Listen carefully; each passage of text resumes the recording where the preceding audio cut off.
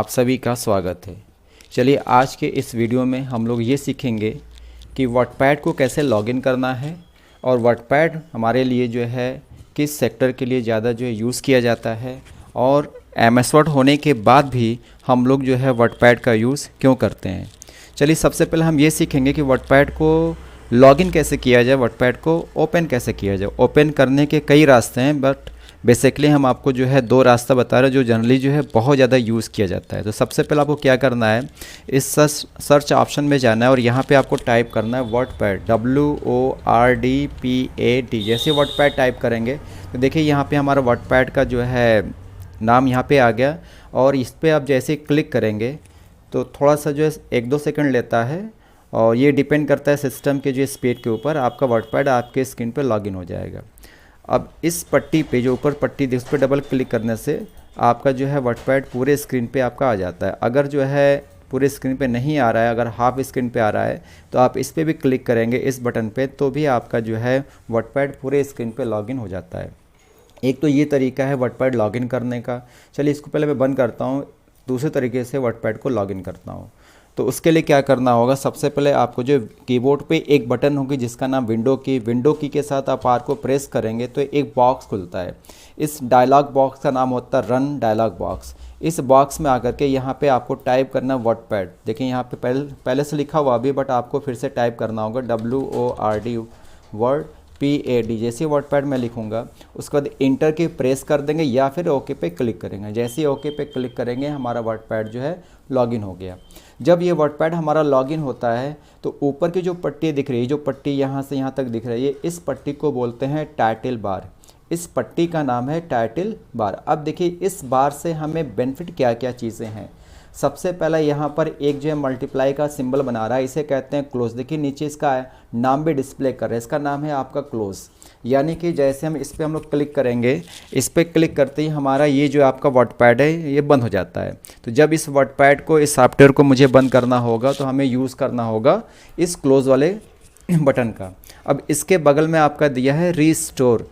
इस पे जैसे क्लिक करेंगे तो आपकी विंडो जो होती है वो छोटी हो जाएगी और फिर इस विंडो को जो होल विंडो पे आपको सेट करना होगा। तो इसी रिस्टोर पे जब दोबारा क्लिक करेंगे तो आपका हो जाएगा ये पूरे स्क्रीन पे आपकी विंडो वर्डपैड की आ जाती है। एक बार फिर से देखते हैं, जैसे मैंने इस पर क्लिक किया ये विंडो आपकी हाफ छोटी हो गई और दोबारा मैंने इस पर फिर से क्लिक किया तो ये विंडो हमारे पूरे जो है डेस्कटॉप पे आकर के फिट हो गई। ओके, उसके बाद आपका जो दिया है एक माइनस का जो है चिन्ह दिया हुआ है, इसे बोलते हैं मिनिमाइज। इसको जैसे क्लिक करेंगे तो हमारा वर्डपैड बंद नहीं होता है, वो लॉगिन है बट यहाँ पे जो आपका स्टार्ट बार दिख रहा है इस स्टार्ट बार के ऊपर यहाँ पे आके होल्ड हो जाता है। देखिए यहाँ पे आप क्लिक करिएगा तो आपका वर्डपैड फिर से स्क्रीन पे आ जाएगा। यानी कि जब इस वर्डपैड को मुझे बंद नहीं करना है, इसको मुझे इस बार पे होल्ड कर देना है, डाउन कर देना है, तो आप इस वाले बटन पे क्लिक करेंगे। इसका नाम आपका मिनिमाइज। अब ध्यान दीजिएगा यहाँ पे 3 बटन मैंने आपको बताया, पहला क्लोज बताया, दूसरा मैंने आपको रिस्टोर बताया और तीसरा मैंने आपको मिनिमाइज बताया। यानी इस पे क्लिक करने से हमारा ये आपका जो है वर्डपैड क्लोज हो जाएगा, बंद हो जाएगा और इस पे क्लिक करने से इसकी विंडो छोटी होती है, दोबारा क्लिक करने से इस पे हमारी विंडो फुल हो जाती है। एंड इस पे क्लिक करने से, मिनिमाइज पे क्लिक करने से हमारा वर्डपैड क्लोज नहीं होता है, बंद नहीं होता है, ये ऑन रहता है बट ये हमारे स्टार्ट बार पे आकर के होल्ड हो जाता है। आई थिंक मेरे ख्याल से जो है ये टाइटल जो बार आपको दिख रहा है इस बार पे जो 3 बटन था ये आपको ठीक तरह से समझ में आ गया होगा। चलिए अब आगे चलते हैं। अब इधर आएंगे तो यहाँ पे देखिए आपका शो कर रहा है डॉक्यूमेंट और यहाँ पे शो कर रहा है वर्डपैड। यानी कि इस बार से 3 फ़ायदा तो आपको मैंने बताया, 3 बेनिफिट तो ये आपको ऑलरेडी रहेगा। इसके साथ साथ जो चौथी बेनिफिट है जिससे ये पता चलता है कि जो आपका सॉफ्टवेयर खुला हुआ है ये सॉफ्टवेयर वर्डपैड है या नहीं। देखिए यहाँ पे लिख रहा है वर्डपैड, ठीक है। अगर वर्डपैड अगर यहाँ पे नहीं होता, यहाँ पे लिखा होता है MS वर्ड, यहाँ पे लिखा होता है एक्सेल, यहाँ पे लिखा होता है पावर पॉइंट, तो इसका मतलब ये आपका जो है वर्डपैड का सॉफ्टवेयर लॉगिन नहीं हुआ है, आपने गलती से कोई और सॉफ्टवेयर को लॉगिन कर लिया है। तो यानी कि यहाँ से हमें ये पता चलता है कि आप किस सॉफ्टवेयर में काम कर रहे हो, उस सॉफ्टवेयर का नाम यहाँ पे आपका डिस्प्ले करता है। तो चौथा बेनिफिट ये हुआ कि हम किस सॉफ्टवेयर में काम कर रहे हैं, हमारा सॉफ्टवेयर वर्डपैड खुला है कि नहीं खुला है, वो जानकारी भी आपको यहाँ से मिल जाती है। और इसके पहले आपका शो करा है डॉक्यूमेंट। आपसे बात ये कर रहा था डॉक्यूमेंट जो आपका जो वर्डपैड खुलने के बाद यहाँ जो आपका वर्डपैड के जो पीछे आपका डिस्प्ले कर रहे हैं जिसका नाम है डॉक्यूमेंट, ठीक है। तो जिससे हमें क्या पता चलता है कि जो फाइल हमारी खुली हुई है इस फाइल का नाम क्या है, अभी डॉक्यूमेंट, यानी बाय डिफ़ॉल्ट जो कंप्यूटर के माध्यम से जो आपको नाम डिस्प्ले होता है वो नाम होता है डॉक्यूमेंट। हो सकता है यहाँ पे डॉक्यूमेंट 1 भी हो सकता है, डॉक्यूमेंट 2 भी हो सकता है, डॉक्यूमेंट 3 भी हो सकता है, ठीक है। और कहीं कहीं किसी सॉफ्टवेयर में जो है आपका अनटाइटल भी शो करता है। तो अनटाइटल या डॉक्यूमेंट जो नाम होता है वो कंप्यूटर के माध्यम से बाय डिफ़ॉल्ट आपको एक फ़ाइल क्रिएशन के लिए जो वो सिस्टम प्रोवाइड करता है। बाद में जैसे इस फाइल को आप सेव करते हो, इस फाइल को आपको सिस्टम में स्टोर करना है, हार्ड डिस्क में स्टोर करना चाहते हो, लॉन्ग टाइम के लिए इस फाइल को रखना चाहते हो, तो फिर आपको जो है ये सेव बटन के माध्यम से इसको सेव करना पड़ता है। ये हम आगे आपको बताएंगे सेव कैसे करते हैं। तो जैसे हम लोग सेव करते हैं जो हमारा जो है डॉक्यूमेंट आपका हट जाता है और यहाँ पे जिस नाम से आपने फाइल को सेव किया है वो नाम यहाँ पे आके डिस्प्ले होगा। तो इससे ये पता चला कि यहाँ से हम जो है अपने वर्डपैड को क्लोज़ करेंगे, यहाँ से इसके विंडो को शॉर्ट छोटा कर लेंगे, यहाँ से इसको मिनिमाइज़ करके अपने जो है बार पे जो है स्टार बार पे जो है होल्ड कर लेते हैं। फिर यहाँ से हमें ये पता चलता है कि हम किस सॉफ्टवेयर में काम कर रहे हैं, हमारा वर्डपैड खुला है कि नहीं खुला है, किसी अदर सॉफ्टवेयर में हमने इसको लॉगिन नहीं कर लिया है। उसके बाद ये पता चलता है जिस फाइल पे हम काम कर रहे हैं इस फाइल का नाम क्या है, और जैसे हम इसको सेव करेंगे हमारा नाम यहाँ पे आपका डिस्प्ले हो जाता है। उसके बाद जो है यहाँ पे आपको ये मेनू बार दिख रहा है। मेनू बार में 3 ऑप्शन, एक फाइल है, होम है और आपका व्यू है, ठीक है। देखिए होम और व्यू जनरली जो हम लोग यूज़ करते हैं होम और व्यू का यूज़ करते हैं। अगर होम आपने सीख लिया तो इसके अंदर जो भी टेक्स्ट की कंपोजिंग होती है, यानी कि वर्डपैड का बेसिकली जो यूज़ होता है वो टेक्स्ट की कंपोजिंग करने के लिए होता है। अब देखिए इसके पहले एक नोटपैड भी होता है, इसके बाद आपका जो है MS वर्ड भी होता है। तो MS वर्ड में जो ये सारे फंक्शन आपको मिलते हैं, बट वो थोड़ा सा और ज़्यादा स्टैंडर्ड तरीके से जो है टेक्स्ट को टाइप करने के लिए यूज़ होता है। यदि हमें जो एक सिंपल वे में जो है डाटा को टाइप करना है, टेक्स्ट को टाइप करना है, उसकी सेटिंग करना है, तो हमें जो है वर्डपैड में अपना काम बहुत आसानी के साथ हम लोग कर सकते हैं। तो ये जो मेनू में जैसे आपका मेनू दिख रहा है, होम और व्यू दिख रहा है, तो जैसे आप होम में जाते हैं तो होम के अंदर जितने भी आपके ऑप्शन आते हैं वो सारे ऑप्शन यहाँ पे देखिए डिस्प्ले हो जाते हैं। अब यहाँ पर जो है एक चीज़ आपको दिख रहा होगा, सारा ऑप्शन का जो है एक एक पार्ट में, जैसे देखो यहाँ से यहाँ तक आपका एक पार्ट है, इसका नाम दिया है क्लिपबोर्ड। देखिए ध्यान से दीजिएगा, यहाँ पे देखिए एक ऐसे लाइन जो है खींची हुई है और यहाँ पे एक पार्ट आपका अलग हो गया, ठीक है। इस पार्ट का एक नाम आपका यहाँ पे डिस्प्ले हो रहा है जिसका नाम है क्लिपबोर्ड। यानी क्लिपबोर्ड के अंदर आपके जो है 3 टूल्स डिस्प्ले होते हैं, एक का नाम कट है, एक का नाम कॉपी है और एक का नाम पेस्ट है। अगर किसी ने पूछ दिया कि वर्डपैड के अंतर्गत जो है क्लिपबोर्ड के अंदर जो है जो ऑप्शन डिस्प्ले होता है उसके अंदर कितने टूल्स डिस्प्ले आपके होते हैं, तो आपका आंसर होगा 3, जिसका एक का नाम है कट, एक का नाम है कॉपी और एक का नाम है पेस्ट। और उसके बाद जैसे ये दूसरा जो है आपका ऑप्शन दिख रहा है इसका नाम फंट है। अब देखिए फंट के अंदर जो है बहुत सारे जो है आपको टूल्स मिल जाएंगे।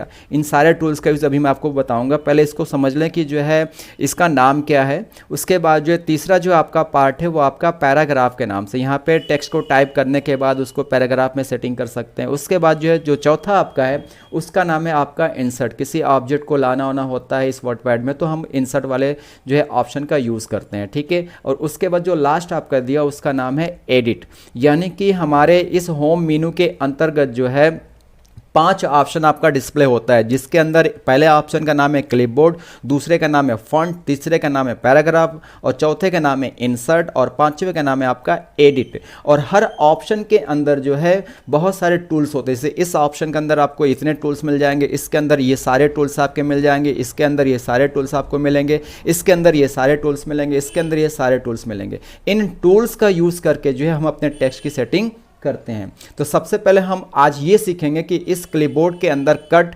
कॉपी और पेस्ट का यूज़ कैसे किया जाता है। जैसे मान ली हमने कोई भी डमी एक जो है टेक्स्ट लिख लिया, कोई भी एक डाटा को हमने टाइप कर लिया, ये डाटा हमारा टाइप हो गया। मेरी बात को आप केयर करना, मेरा ये क्वेश्चन है कि मैं ये चाहता हूँ ये जो लाइन मैंने लिखा, ये जो पूरी लाइन हमारी लिखी हुई है, ये लाइन यहाँ से हट जाए, ये लाइन यहाँ से आपका हट जाए और यहाँ पे हटाने के बाद इस लाइन को इस जगह पे और इस जगह पे मुझे जो ले आना है, यानी कि यहाँ से इसको हटा देना, यहाँ से इसको गायब कर देना, ये यहाँ रहना नहीं चाहिए, लेकिन इसकी डुप्लीकेट कॉपी इस जगह पे और इस जगह पे आ जाए। तो इसके लिए क्या करना होगा, मुझे कट और पेस्ट कमांड का यूज़ करना होगा। ध्यान दीजिएगा, अभी कट और पेस्ट आपका हाईलाइट नहीं है। जब तक कि किसी भी टेक्स्ट को हम लोग सेलेक्ट नहीं करेंगे, ना आपका कट काम करेगा ना कॉपी काम करे। इसका मतलब कट और कॉपी जो है वो हमारा सेलेक्ट के बिना अधूरा है। यानी ये डाटा को जब तक हम सेलेक्ट नहीं करेंगे, और सेलेक्ट करने के भी आपके दो रास्ते हैं। पहला रास्ता, माउस यहाँ रखिए और माउस के बटन दबाइए लेफ्ट वाले, इसको ऐसे ड्रैग कर दो। देखो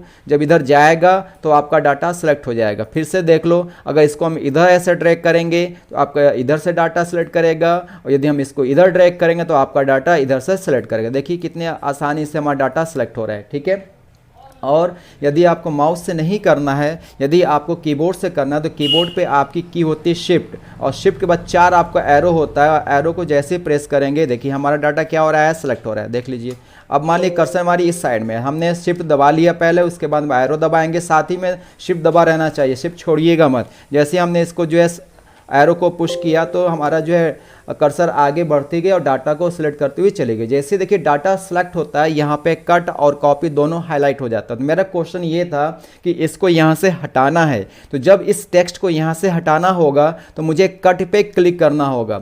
जैसे ही मैं कट पे क्लिक करूँगा, डाटा आपका क्या हो गया, यहाँ से गायब हो गया, यहाँ से हट गया। अब डाटा मुझे कहाँ पर ले आना है, डाटा मुझे यहाँ पर लाना है, तो उसके लिए मुझे इंटर की को प्रेस करना होगा, यानी कर्सर पहले वहाँ पर मुझे डिस्प्ले करना होगा जहाँ पे मुझे डाटा, जहाँ पे मुझे टेक्स्ट को ले आना है। तो कर्सर यहाँ रखने के बाद फिर हम जाएंगे इसी जो है ऑप्शन में जाएंगे क्लिपबोर्ड में, और पेस्ट कमांड पे हम लोग क्लिक करेंगे। जैसे ही पेस्ट पे क्लिक कर देंगे, देखिए जो डाटा हमने यहाँ पर कट किया था, जो यहाँ से डाटा गायब हो गया था, वो डाटा आपका यहाँ पर आ गया। अगर डाटा को यहाँ भी लाना है तो अब कट करने की आवश्यकता नहीं है, अब सीधे जो है आप कर्सर को वहाँ रख लो, फिर इसी सेक्टर में जाओ, इसी ऑप्शन में जाओ और जाकर के पेस्ट पे क्लिक कर दोगे तो आपका जो है डाटा जो है देखिए फिर से आपका आ गया।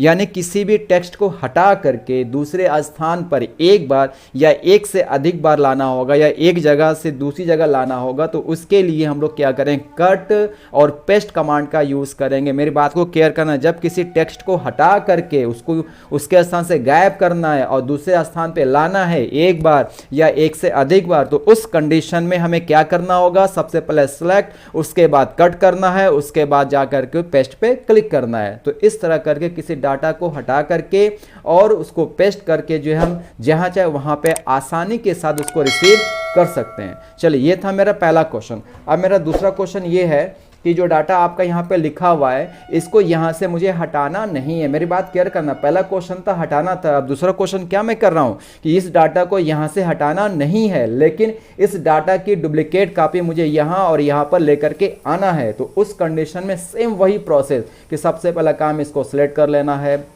सेलेक्ट करने के बाद अब कट नहीं करेंगे, कट का मतलब गायब हो जाएगा, मुझे इसको गायब नहीं करना है। अब कॉपी पे क्लिक करेंगे, जैसे ही कॉपी पे हम क्लिक करते हैं इसमें कुछ भी एक्शन आपको डिस्प्ले नहीं होता। ऐसा लगता है ना कॉपी कमांड मेरा काम ही नहीं किया, लेकिन सिस्टम के मेमोरी में इस टेक्स्ट की कॉपी हो जाती है। अब कहाँ पे आपको टेक्स्ट लाना होगा, सबसे पहला काम आप वहाँ पे इंटर के माध्यम से कर्सर को डिस्प्ले कर लीजिए, उसके बाद इस ऑप्शन में जाइए और पेस्ट पे फिर से क्लिक करिए। देखिए जैसे आपने पेस्ट पे क्लिक किया आपका डाटा फिर से आ गया। फिर कहाँ पे डाटा लाना है, पहले आप जो है कर्सर को वहाँ पे डिस्प्ले कर लीजिए, उसके बाद फिर इस पेस्ट पे क्लिक करिए। देखिए आपका डाटा यहाँ भी आपका डिस्प्ले हो गया। फिर जहाँ पे लाना होगा फिर कर्सर को वहाँ पे रख लीजिए और पेस्ट पे जाइए, इस पे क्लिक कर दीजिए, आपका टेक्स्ट वहाँ पे डिस्प्ले हो जाएगा।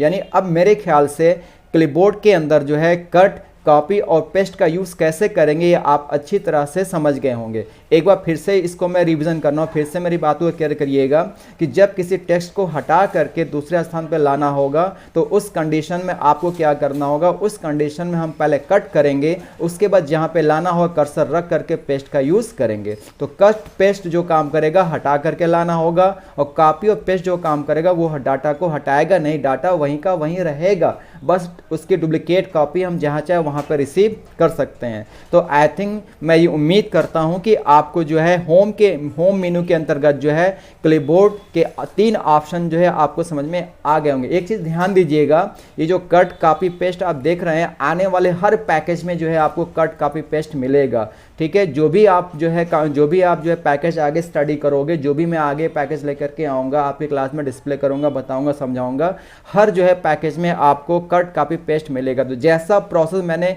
इस वर्डपैड में आपको बताया है, इस वर्डपैड में मैंने आपको दिखाया है, सेम वैसा ही प्रोसेस जो है आपको हर जगह करना होगा। ठीक है, ऐसा नहीं कि जो है वर्डपैड में कोई और तरीका है, एमएस वर्ड में कोई और तरीका है, एक्सेल में कोई और तरीका, ऐसा कुछ नहीं है। जैसा मैंने वर्डपैड, यानी वर्डपैड आपका अच्छे से कंप्लीट हो गया, आपने इसको अच्छे से समझ लिया, तो आप एमएस वर्ड में भी जो है टेक्स्ट की कंपोजिंग आप आसानी के साथ कर सकते हो। तो चलिए, मैं उम्मीद करता हूँ ये तीनों कमांड, ये तीनों जो टूल्स आपको अच्छी तरह समझ में आया होगा। अब उसके बाद दूसरा टूल्स मेरा है फॉन्ट।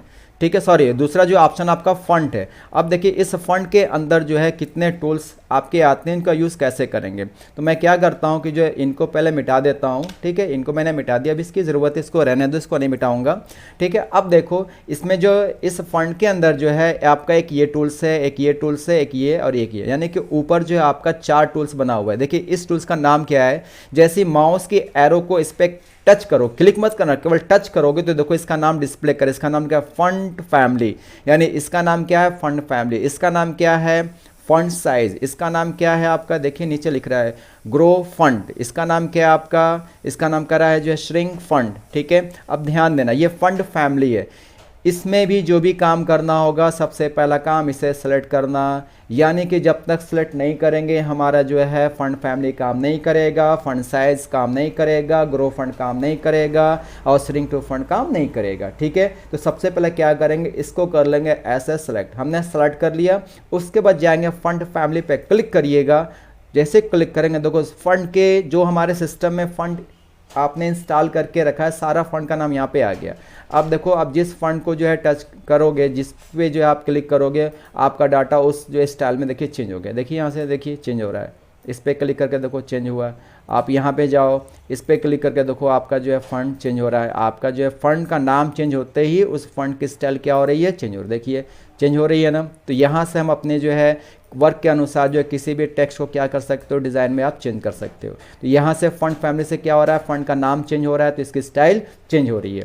अब उसके बाद यहाँ पे आपका दिया है फॉन्ट साइज, इस पर क्लिक करोगे तो देखो यहाँ पे एक लिस्ट आ रही है जिसमें सारे पॉइंट आपका डिस्प्ले। अब जो पॉइंट को आप जितना बड़ा करोगे आपकी साइज़ उतनी फॉन्ट की बढ़, देखिए आपका डाटा बड़ा हो गया, आपका टेक्स्ट बड़ा हो गया, बड़ा हो रहा है ना, देख रहे हैं।